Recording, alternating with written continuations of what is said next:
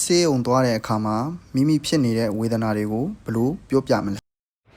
ขอพบหมอแน่ขอพบหมอแน่ขอพบหมอแน่ဆရာဝန်နဲ့တွေ့ကြမှာတယ်หมอယူဆိုင်หมอယူဆိုင်ဆရာဝန်ဘယ်မှာလဲพยาบาลอยู่ไสพยาบาลอยู่ไสพยาบาลอยู่ไสသူနာပြုဘယ်မှာလဲခွိုက်ဘောစบายခွိုက်ဘောစบายခွိုက်ဘောစบายငါနေမကောင်းဘူးခွိုက်เจ็บခွိုက်เจ็บခွိုက်เจ็บငါနာနေတယ်ခွိုက်เจ็บหลายควายเจ็บหลายควายเจ็บหลายงาအရမ်းနာတယ်ควายเป็นไข้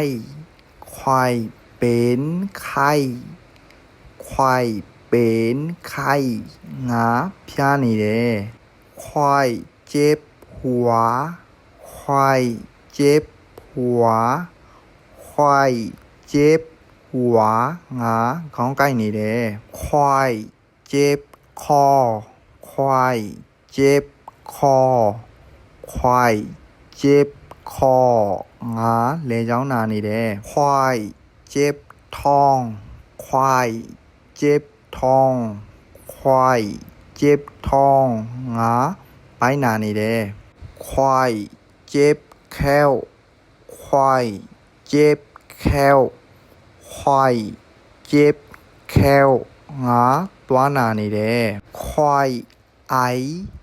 ခွိုက်အိုင်ခွိုက်အိုင်ငါချောင်းဆိုးနေတယ်ခွိုက်มึนหัวခွိုက်มึนหัวခွိုက်มึนหัว